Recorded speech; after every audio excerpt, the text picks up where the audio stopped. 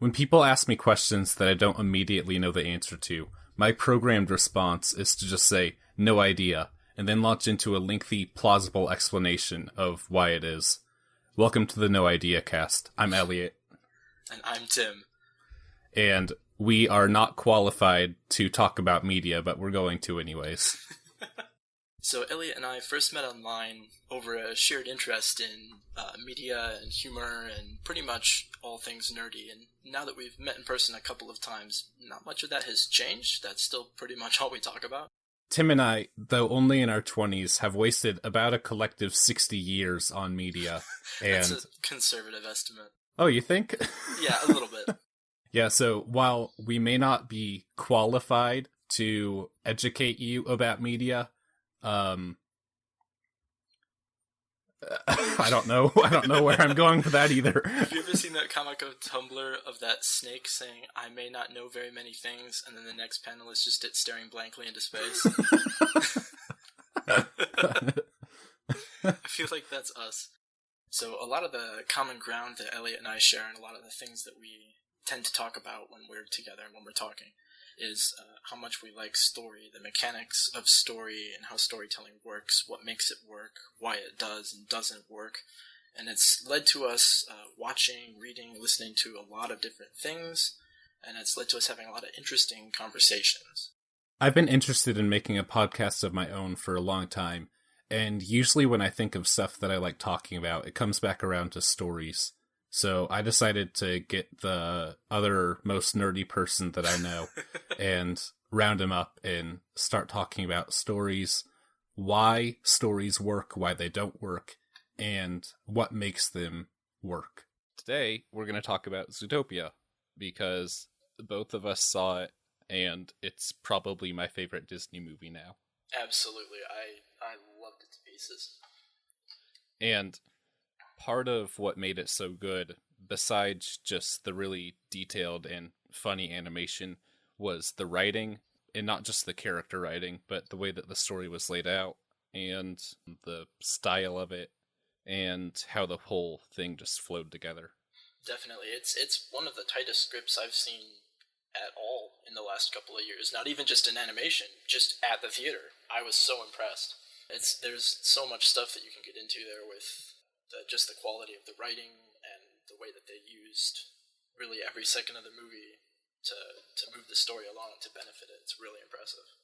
Even from the very first scene, the very first scene, like the opening scene, is a joke, where it shows the bunny sniffing around the forest, and the voiceover from Child Judy is like, it's like fear, violence, carnage. I don't remember. Man, I'm trying to get that exactly right, because I don't remember what they actually said right there. You've seen it more times than me now. You've seen it twice, 3 times? Yeah, I've seen it one more time. Yeah, I've only seen it the once, but oh my goodness, that just, yeah. Okay, so after that scene, it goes into the play that Judy and her class are putting on, where they're describing the different careers and such that are available to animals now that animals have supposedly evolved beyond their typical predator-prey relationship. Mm-hmm. Which is such a good way to set up the concept for your story. It's impressive that they managed to straight up just do an info dump. Like, it's literally just exposition, but framing it as this kid's play makes it somehow work perfectly fine. Like, it doesn't bother you at all that you're just having the details of the setting explained to you, because it's also like setting up Judy as a character and her parents and where she's from and what the town that she's from and the atmosphere there, the small town children's play. Like, there's so many other little details thrown in there that they managed to make that work for the setup of the story. I thought that was impressive. Yeah, and you can immediately tell that even though the play that they're putting on is about how predator-prey relationships have basically just been done away with, and now everyone's friends. Like, you can tell from the little Fox Kids comment at the very beginning that, like, they're not.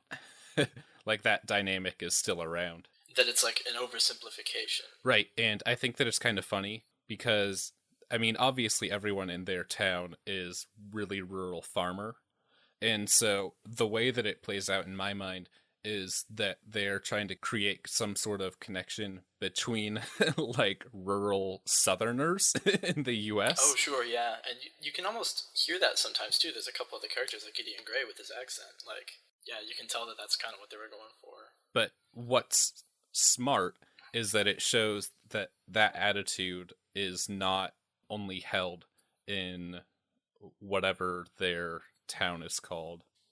I think it was called Bunnyborough? Yeah, not only in Bunnyborough, but it's held in Zootopia as well. And, which is kind of a funny analogy because I like to think of the prejudice that exists in our time, in our country, as something that only happens in like one region. And it's like if we can just confine it to one region, then it's so much more easily defined. But And especially if you can confine it to a region that you don't belong to. right, you turn all of them racists into the other. And it's so much easier to face that issue when you can act like it's not as big of an issue as it is. Like it's some kind of localized thing, like those hicks out there just haven't caught up with us yet. But yeah, and I think that what's even more smart, even later on in the movie, is that it shows that even the predators, who are the ones who people or who the animals just kind of innately fear, they also hold reservations about the very people who are prejudiced against them. It's not a one-way street, which I mean isn't a point that I really want to harp on too much because I hate the argument that like you can't. I hate the argument that white people always bring up. It's like someone's being racist against me. oh yeah, the whole idea of reverse racism and yeah. But yeah, it's definitely true though that prejudice is always something that can flow in any direction from any person at any time. Like it's just a matter of treating somebody based on the way that you feel about them and not the truth about them, and it can come from anywhere. That just leads into something that I think is the movie's biggest strength, is that it makes the world just believable. It's so close to our own, even though it's so far. Yeah, absolutely. But it's really impressive too how they were able to do both, because they definitely did develop in great depth a world that's totally different from our own. Like visually and culturally, and the way that the characters move and talk is, clearly it's all really, really carefully designed to feel like a totally different place. There's nothing human about it. It's all animal. I know that in several interviews, the directors have said that they spent upwards of a year just researching city planning and like animal biology to figure out like how to build an animated city for animals. Yeah, that doesn't surprise me at all. Like it's every minute of that year shows like in the different zones and everything, just all the tiny details that you notice about the way that they put that city together, so it looks like a real plausible city that you could build, but that could actually house all those different creatures, even down to like having a tiny little, what was it called, Little Rodentia, that tiny little like mini model town in the middle of everything. Just that's brilliant. Tim, do you want to go over some of the points that you like just added into the doc about how it avoids the direct one-to-one parallels? Because I think that that's a good point. I don't want to miss that. Yeah, that was my favorite thing coming out of the theater from Zootopia. I was just blown away by how smart it was for the writers to avoid doing a direct one-to-one parallel when they went to talk about prejudice, because it would have been so easy to make, an analog species for white people and the black people, and here's your Latino people, here's your Asian people, they're this species, this species, this species, and this species. And which I mean, I think, like, it would, the racism in creating that would have been unavoidable, too. Oh, it would have been incredibly bad. That would have been a disaster. Yeah, it's like, here's this panda that represents all Asian people. Oh my god. Wow. Yeah. No, I can't imagine a studio making a movie about a panda that represents Asian people. Anyways. Yeah, I can't imagine it Voiced by a learning white martial guy. arts either. Moving on. But yeah, And being just voiced would've- by a white guy. yeah. But I thought it was really cool that they didn't do that, because if you had gone for that, what you would do is you would just then project the real world scenarios from our lives onto this movie, and it would have been really, really preachy, and it would have been really like, this is the character that's supposed to be you, whoever you are. You can see this is you and your people, and this is what we think about this. But to have it be instead that like the species prejudices against each other were distinct and based on their species, based on what they were like as animals, like that made it universal. That made it something that you could just look at objectively and see, oh, this is how prejudice works. Like in any setting, with any person being a rabbit or any person being the fox, like this is what this looks like Yeah, when people are prejudiced against each other. Same thing with like the predator-prey dynamic. I thought for sure at first in the movie when that was introduced that was going to be shoehorned in as kind of the sexism stand-in, as a way of talking about relationships between men and women and the prejudice that exists there. But I thought it was amazing that they actually managed to separate those, and so then you have species prejudice and you have sexism and you have the predator-prey prejudice dynamic that's unique to Zootopia. It's not quite like anything that you see in humanity, but it has shades of us in it. It has elements of the way that we interact with each other that we can recognize and that are familiar to us, and so it's so much of a better tool to discuss prejudice in the real world because it's so accessible and it's so relatable to anybody who sees it. It doesn't try to be directly analogous to any one system of prejudice in the world. It just opens up the conversation about what prejudice is widely and in general, and I was really impressed by that. By making this prejudice exist in a world that is so distinctly its own and is so not the real world, I think that they, like you said, they made it so that you have to see it, basically. Like, you have to see that kind of prejudice can develop anywhere. And I think that forces viewers to see it for themselves. I know that one of my friends walked out of the movie. He enjoyed the movie, but he's like a super Republican guy. And he walked out and he was like, was that movie not like super political? Well, I think that's the cool thing is it is super political and it does make you look at that. But I think you made a really good point when you said that it feels like, because they created their own prejudices for this world, it feels like something that grew organically out of their world, and you can see, like you said, how prejudice can arise anywhere. And like you can watch that process happen in a fantasy world, and it makes you think about our world, and it makes you think about the people that you interact with every day. If that wasn't there, if they hadn't laid that foundation even early on, like from the first scene, I don't think that it would have been as effective, and I simply don't think that the movie would have been as good. Okay, so that is what Zootopia does in terms of just setting up the general message of the movie. Basically, I guess that writing tips that writers in general could learn from how the prejudice in Zootopia is set up is, like, first establish it early. Don't shoehorn it in. And yeah, you never want to work it in like at the end as your moral that just shows up out of nowhere. It's got to be something that these people have been wrestling with from the start. And it'll feel so much more real, like so much more thought was put into it if you make it unique and derived from whatever world you're building. So like if you just if you're building some like fantasy or alien world and just take in the prejudices that already exist in real life. I think that like there's a really high chance of you just coming off preachy doing that. Absolutely. And I think that's what a lot of people mean when they try to articulate that something was preachy and that something was too moralistic.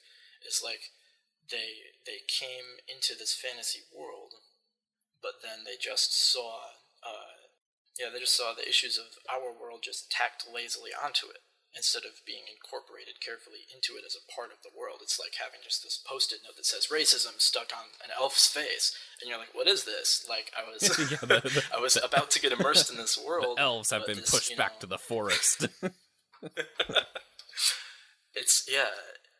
It's so much more immersive and organic if you can just make that extra effort to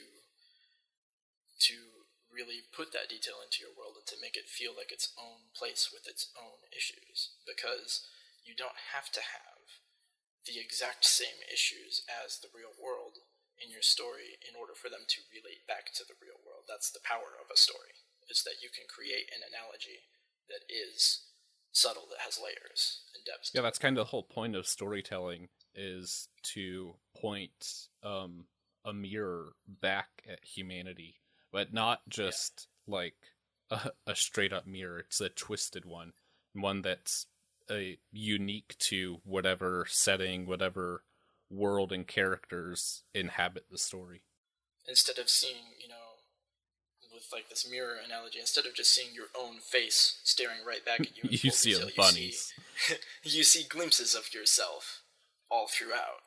Places where you can see elements of you and elements of the world that you know, that you can relate back to, but it's not just your world reflected straight back at you. It's something different. It's something that kind of pulls you in. Something that I really liked about Zootopia is how hard of a movie it is to classify, because it takes elements of comedy movies and underdog stories, noir movies, dramas, and that bunny cop joke that's been circling around Twitter.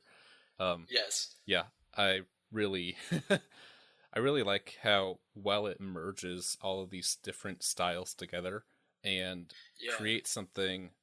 So it's almost like, I feel like when most directors or screenwriters set out, like they have a style in mind that they want to write in, and this feels like it grew organically, which means that it definitely didn't, and a whole bunch of work was put into it.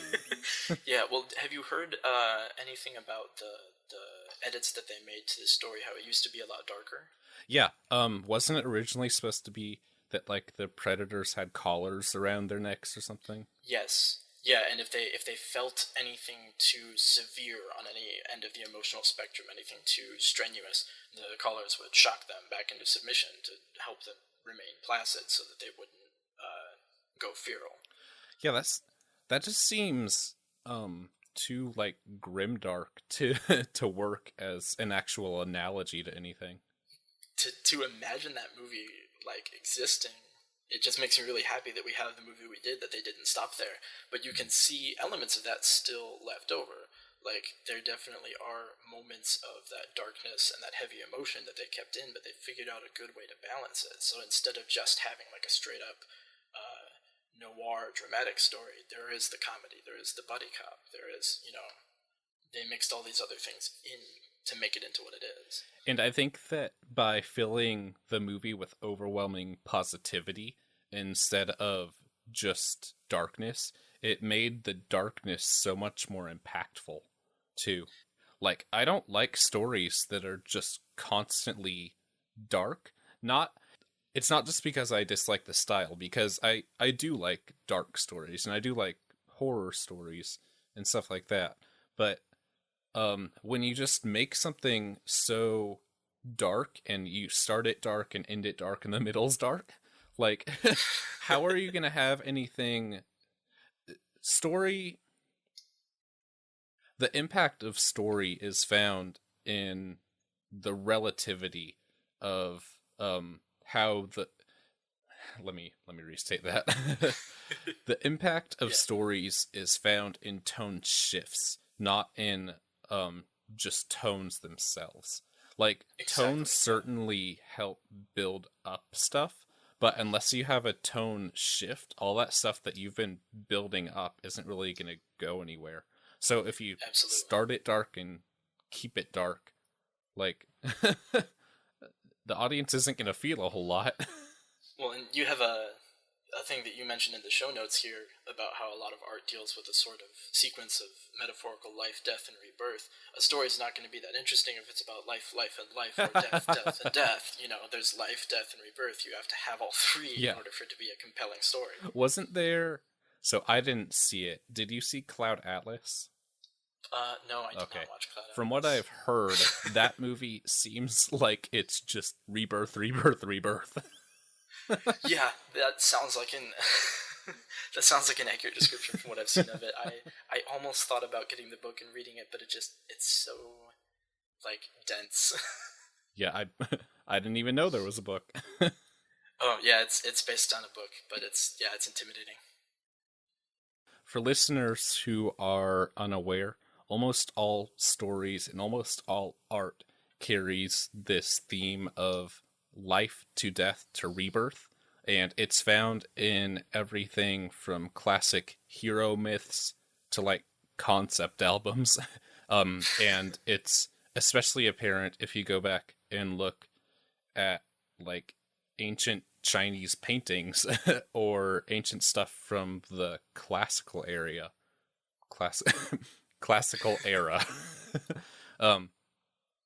And it's I mean, like, it's found in the Bible, it's found in everything. It's something that permeates just human experience pretty much. And it's so weird that people seem to be like inherently drawn to this. And like, as Tim and I were talking about earlier, if this sequence is incomplete, or if not enough care is given to progressing it, the story just feels off, and it feels stylistically wrong almost. And great art has definitely been created without this sequence, but I feel like most of traditional storytelling relies upon it. Yeah, it's kind of like with a lot of the sort of rules, quote unquote, of story, is like there are definitely ways that you can subvert it in meaningful and interesting ways, but for the most part, you know, it's a rule for a reason. It's something that is there because it's the way that stories feel right most of the time. Even Dan Harmon's Story Circle, look it up if you don't know what I'm talking about, revolves around this idea.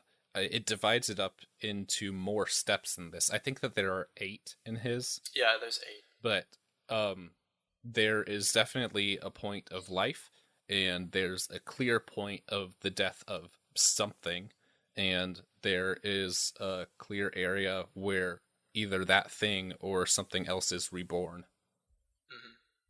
Well, I mean, the entire circle is really like heavily themed around not even just life, death, and rebirth, but going and returning and going and returning. Right, like, even the idea of it being a circle, like, yeah, exactly. plays to that. This life, death, rebirth sequence shows up so heavily in Zootopia in so many ways. I'll cover a few. When we first see the apartment that Judy moves into, all these things are going wrong around her, and stuff in Zootopia isn't what she thought it was, but she's just so positive about it. She exclaims, "I love it," despite the obviously terrible stuff that's going on, the noisy neighbors, and how she was assigned... Wait, hang on. Inconceivable! That's before she actually goes to work for the first day. Yeah, it's before she goes to work for the first time. Okay, so she gets to her apartment, she meets the cranky landlady, and sees her noisy neighbors.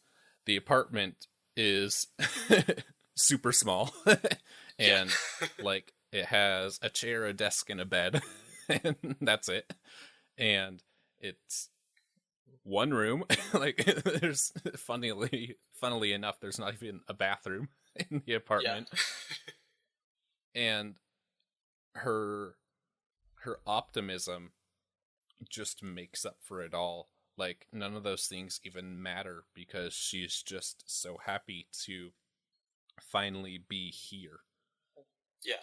And then the very next day, when she gets home after being assigned to a position that she didn't want, all this stuff goes wrong in pretty much the same way again.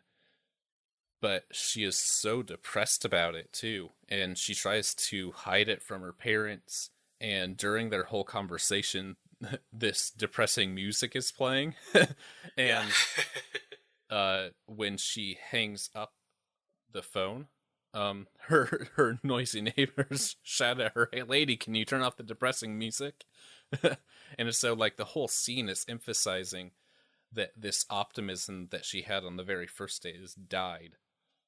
But then her optimism gets reborn the very next day when she gets assigned to the case that she wanted, and things really start. So before the main plot of the movie even begins, a life, death, rebirth sequence has already happened. Yeah, really, like, while we're still in the life step of the giant overarching plot, there's been a cycle for Judy, yeah. It's also present regarding her position as a police officer.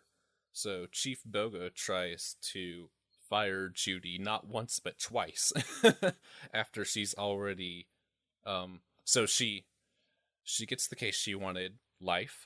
She almost gets fired, death.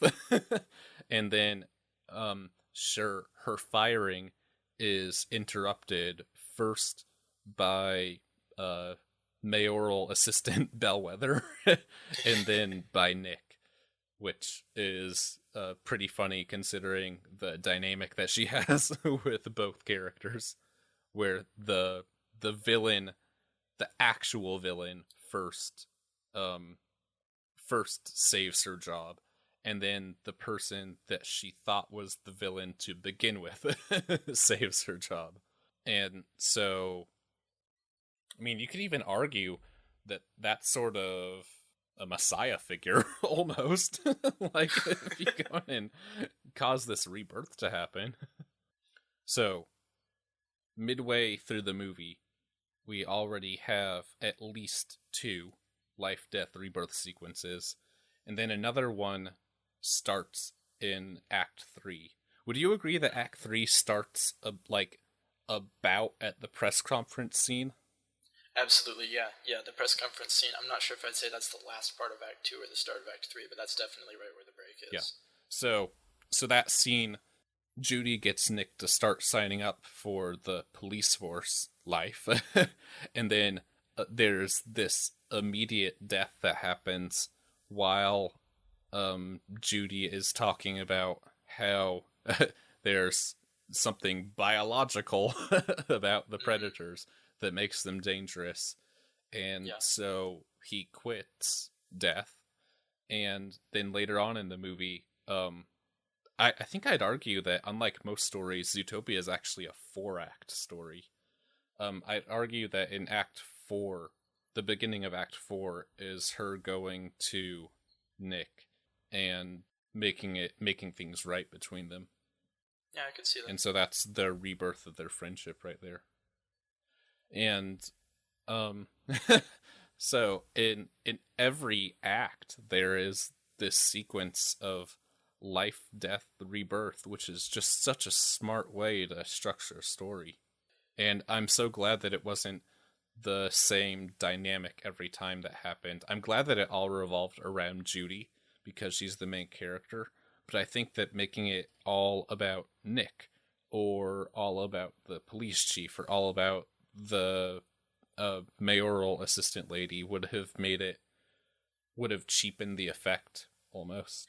Yeah, I think it's really good that that each cycle that they use, Judy's at the center of it, but there's somebody else on the fringes of it.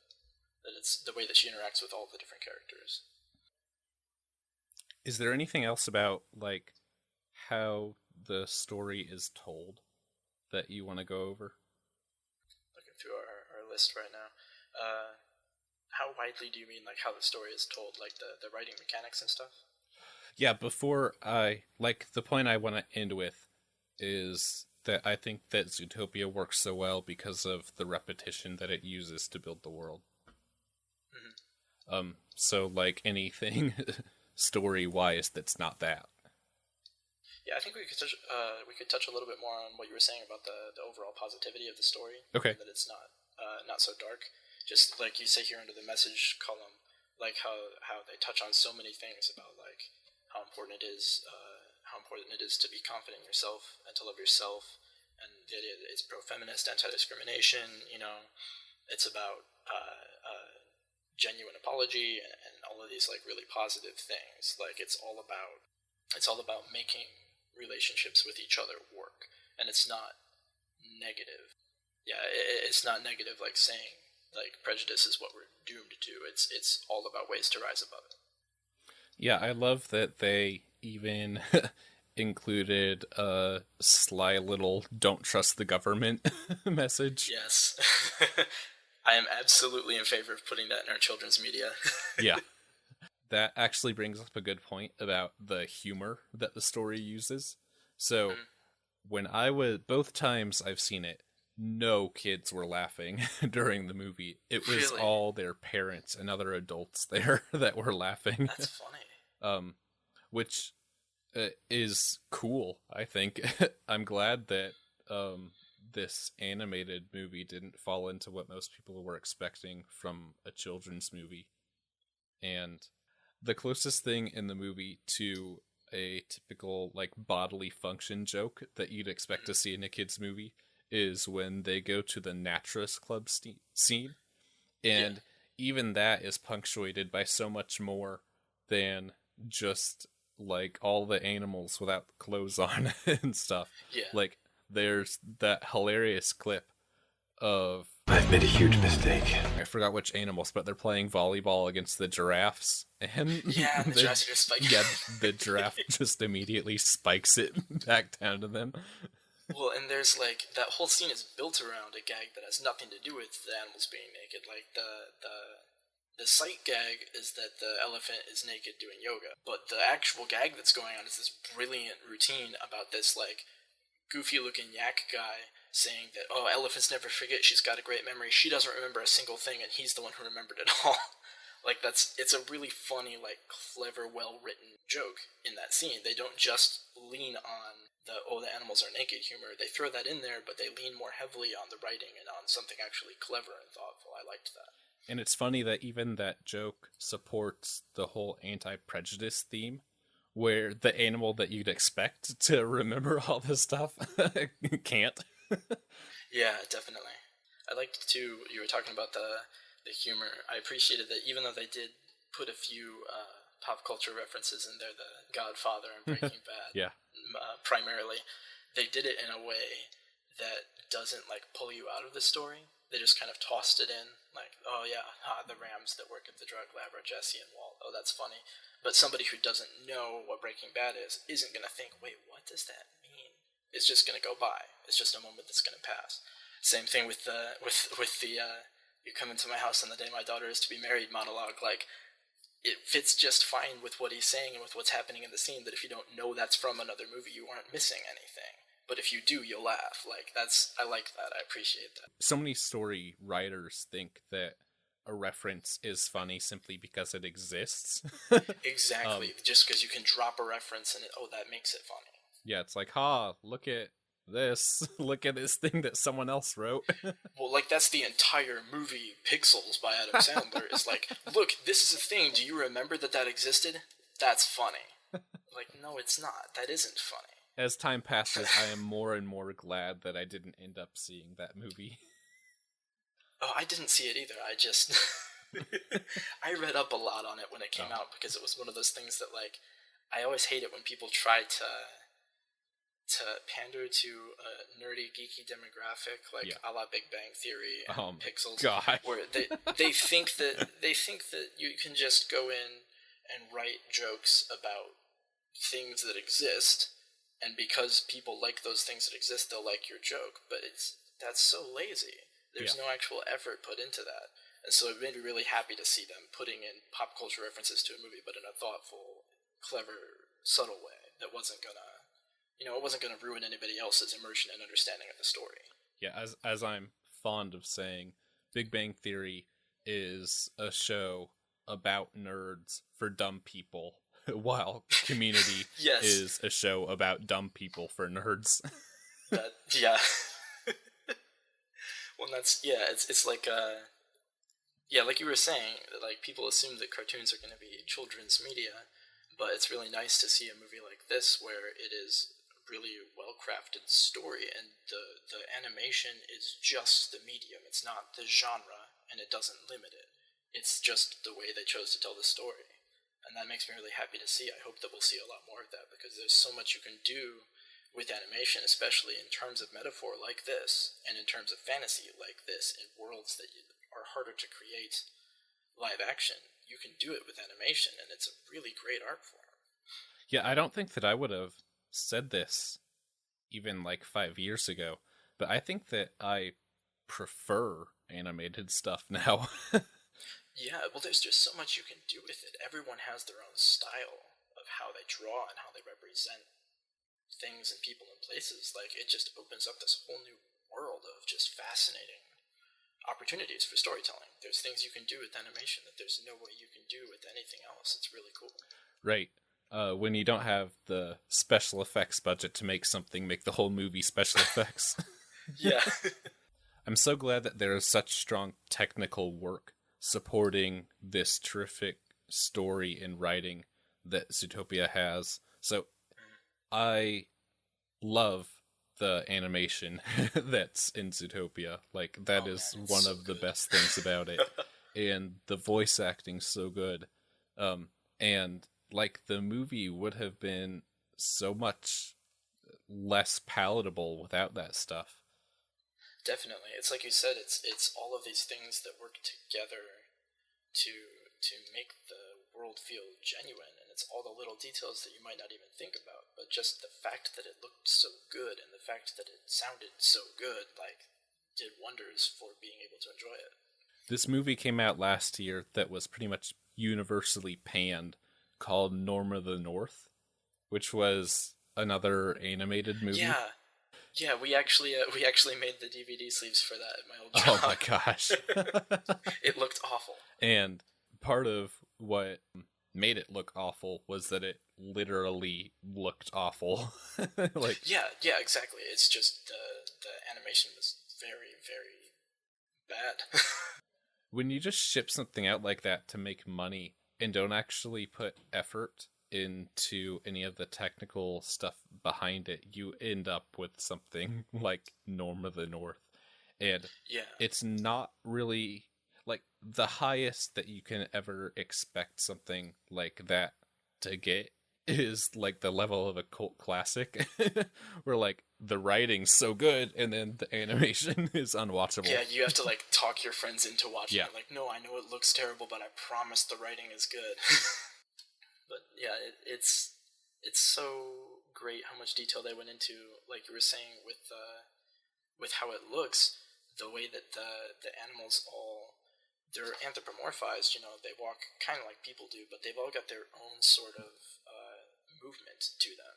Like, animals that are different species move a little differently than all the other species around them to reflect that animalistic part of their nature and to make it seem more immersive. I thought that was really neat. It's just so cool, the attention to detail that was paid in this movie. This movie was in production for 5 years, which is... I can't imagine, like, working on something for 5 years that isn't, like, getting a degree. That's really what I love about Disney animation and Pixar especially, but lately Disney's animation in general, is that they put a lot of time and care into what they do. It's a craft to them. It's not primarily something that they're churning out to get the pay from. They want to make it good. They want to make something that really actually resonates with people. I think that Zootopia provides a really stark contrast to the animated movie from Disney that came out right before this, The Good Dinosaur. Where did you see that? I haven't seen it yet, no. It's okay.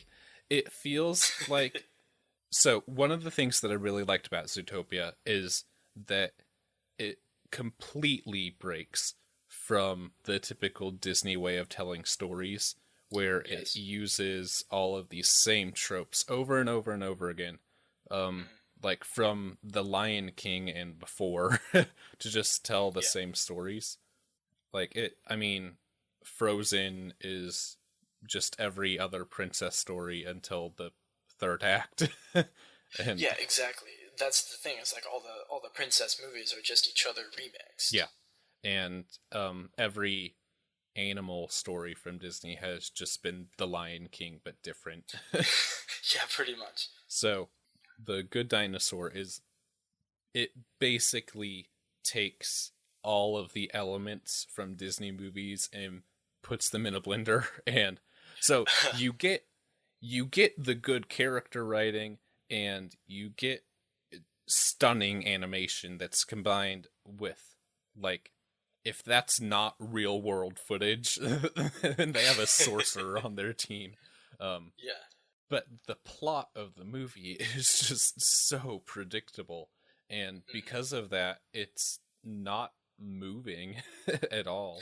Yeah. Well, when you can see an emotional beat coming a mile away, when it gets there, it's not really gonna touch you. Yeah, there's a scene really early on, where.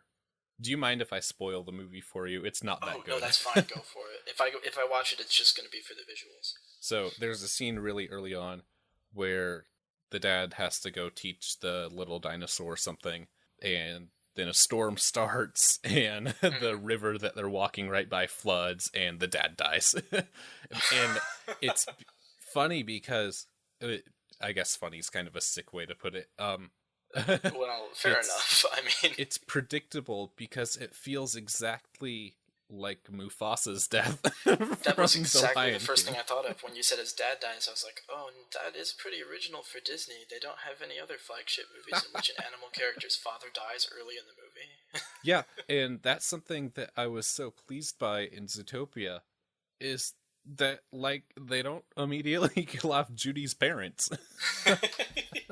Yeah, they just give them some incredibly depressing lines. Yeah, I guess that maybe Disney has a cutoff point for orphans, where once you reach a certain age, your parents can no longer be killed. Or once they have a certain number of children, I guess they didn't want to have 260 some odd orphans. Yeah. I think that the biggest thing that Zootopia can teach media in general is that repetition is not a bad thing. Not repetition of things from outside sources, but repetition of story elements that you've already introduced. The characters in Zootopia, new characters are never created for the movie when old ones will already suffice. So, like, there are scenes in Zootopia where they could have created new characters, but instead just chose to use characters that already existed. And so you get familiar with these elements of the world that you're created. And strangely enough, you don't have to provide a whole lot of detail about the world itself, and you don't have to even provide a whole lot of breadth of information about the world itself to make it feel real. All you have to do is make it consistent. Yeah, and it's kind of surprisingly counterintuitive, but the fact that they don't create new characters for their story and they go back to the same characters again and again to fill roles when they need to be filled actually makes Zootopia feel more like a real city. Because you start to get a sense of the neighborhood, of these are the people who live here. And if you come back to here, you'll see them again. Like, they have a routine, they have lives, they're real. And so instead of, like, you would almost think that adding more characters would make it feel more like a city because there's so many people in a city.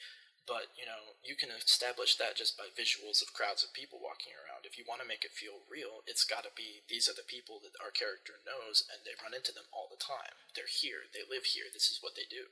Yeah, and that's because, like, if you live in a city, you don't go around and meet every person that lives in the city. Like, yeah, exactly. You have your neighborhood, a group. you have your stomping grounds. Yeah, you have a group of people that you see, and other people are passersby. Yeah. Like, it's good to show them, sure, but your story gets so bloated and loses so much believability when stuff never comes up again. This was above all what made The Room such a terrible movie. Is how much stuff is introduced and then just immediately thrown away and never comes up again. His psychiatrist character guy who just shows up to say you're crazy and then is replaced by another guy that we don't know, and then like oh, Lisa has a friend that we've never met before who's going to show up and just say 2 lines. Like, that doesn't work at all on any level for any kind of story.